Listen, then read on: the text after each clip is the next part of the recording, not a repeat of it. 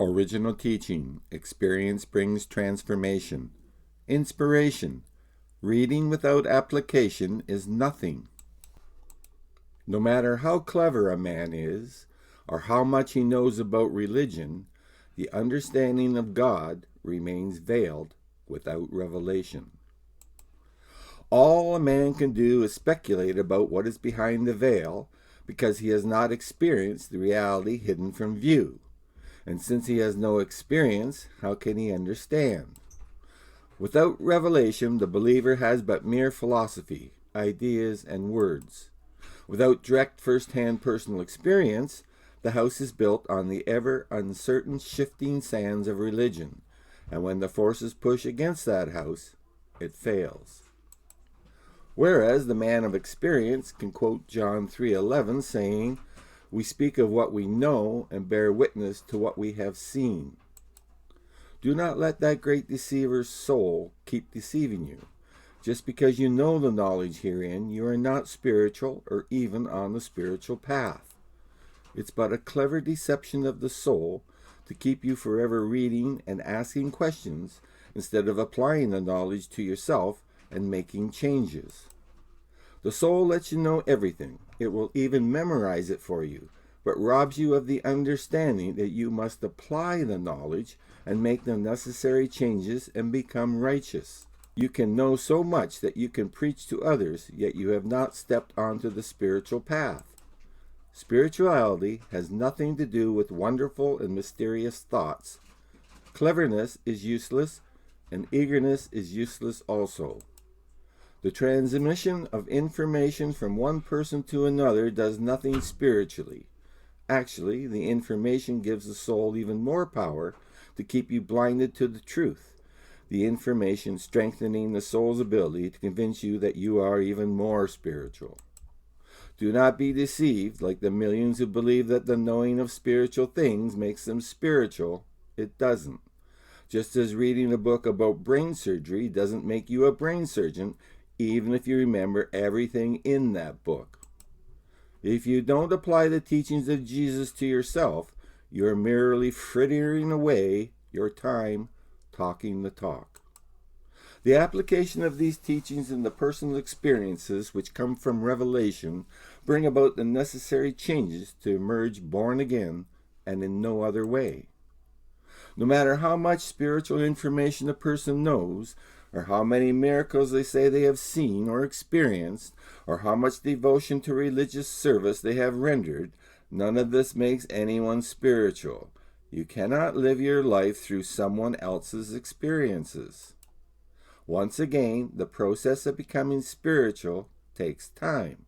It's not fast, and it's not easy, or everyone would be spiritual.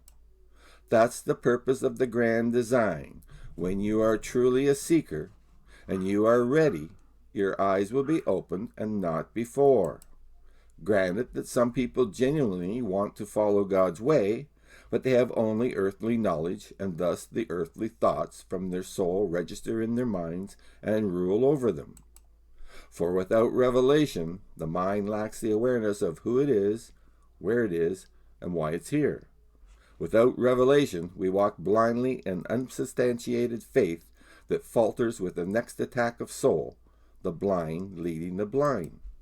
Without the experience of revelation, it is impossible for a person to know fully the Bible, to grasp accurately and expertly the doctrines and dogmas of his or her religion. They can be applying their talents to service within the religion, and can sway audiences with wonderful and beautiful words, and yet they remain solely under the control of the soul, without so much as having put one foot on the spiritual path. They remain as dead as ever. No one has ever entered into the kingdom of God through memory work, encouragement, persuasion, argument, inducement, excitement, attraction, or any power of the soul. Entry is only attained by hard work, long hard work and revelation quickening their mind, becoming born again into the service of God. It's a process and an experience each one of us must go through on our own if we want to return back home to Other Earth. Remember, work out your own salvation. Everyone needs time to learn more of the wiles of the soul, and then even more time to take back control of their mind from that soul. It's up to each one of us on our own to take a stand and put to silence the thoughts of the soul, to become ruler of the house, to rule over the soul and use our mind for service to God instead of soul using our mind to fulfill its earthly desires. Reading without application is nothing. Listening without application is nothing. You can read the instructions of a do-it-yourself desk, but unless you apply that knowledge, the desk won't get put together. The same with the person who wants to become born again. Unless the knowledge is applied and change is made, the spiritual man cannot be built. The spiritual man isn't granted, nor does it miraculously manifest. The spiritual man needs awakening and regeneration to the former state he enjoyed before the fall. Born again means you are starting out anew as a spiritual baby. Thus, in the beginning, you are fed spiritual milk. Later comes the meat. Although, as we can read in 1 Corinthians 3, 1-3, Paul, after many years, could not speak to the followers of Jesus' teachings because they still remain men of the flesh, men of the soul. As a baby, you grow through applying the teachings of Jesus in your own personal experiences with revelation, given and sought. Eventually, a new self begins to develop as you begin to identify the difference between yourself and the soul. The whole process can be divided into 3 stages. First is the seeker with belief, the carnal believer dominated by the fleshly habits and desires of his soul. Next comes the stage of self-awareness and realization that it is not I, but the soul which is controlling me. Here the person is intellectual and emotional. The third stage is the final push, the battle of Armageddon, learning to dominate the soul, the conversion into the spiritual man and the God-mind connection, from bondage and death to freedom and life. This world provides many opportunities and experiences, including many fiery trials and tribulations such that our soul desires can be consumed in the fire of pain and suffering. Many unpleasant soul occurrences await us on the path. We must go through terrible feelings from our soul as we are put through the fire of purification. It's all just the emotions and desires of the soul, which we have identified with as being a part of ourself.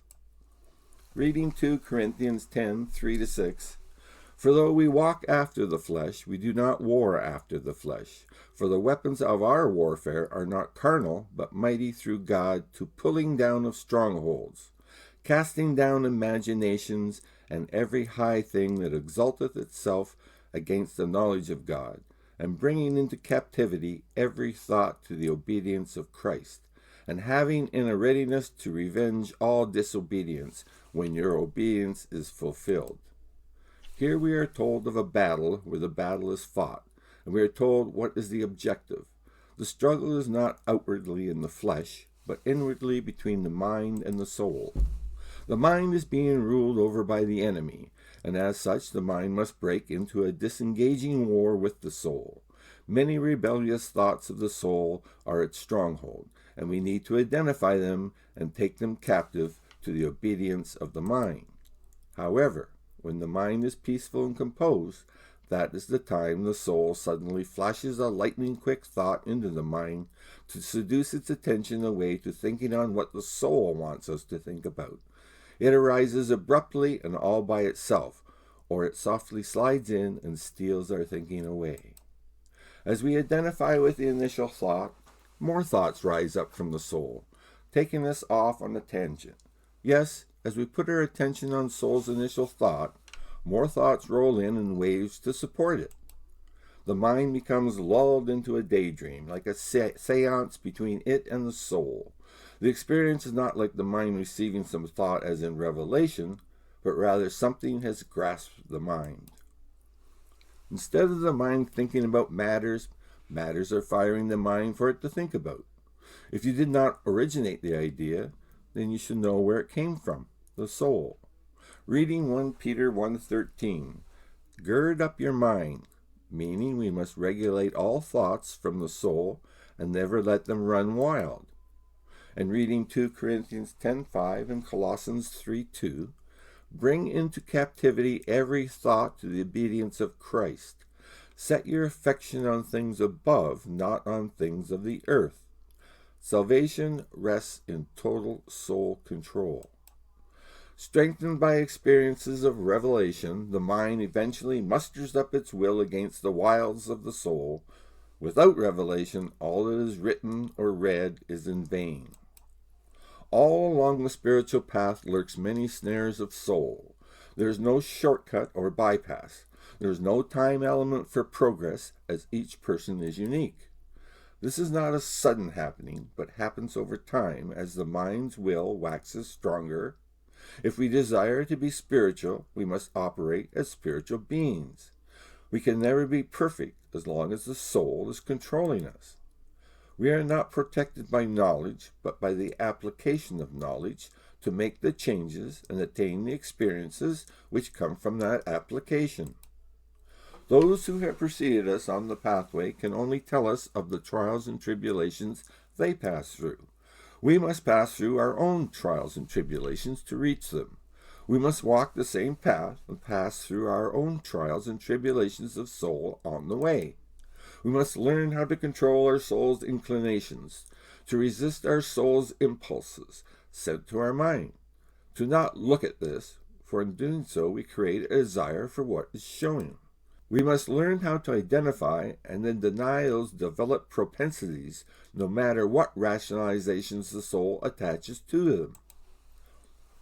We must learn to detach and deny the soul's desires, for its expressions of lust, anger, greed, attachment, and vanity or ego.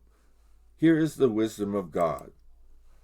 We must learn how to receive and accept the pain and suffering of this lowly place which has been appointed to us by God with patience.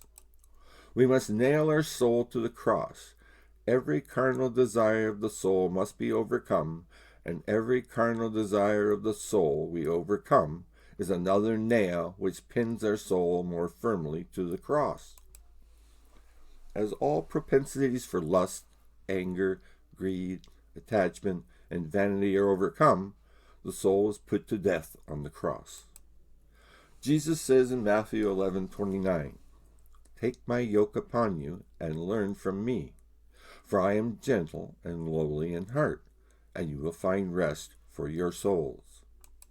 In other words, put a yoke on your soul and you will find rest from it. Learn from Jesus how he has done this. Jesus is peaceful. He is able to receive any treatment from man, for he is satisfied with doing the work of God the Father and cares nothing for worldly things nor affairs. He accepts the restrictions and limitations of this world and trusts God to look after such things for him. Put a yoke on the desires of your soul. Accept the restrictions and limitations of this world. Do the work of God and trust God with the things he knows you have need of before you can ask.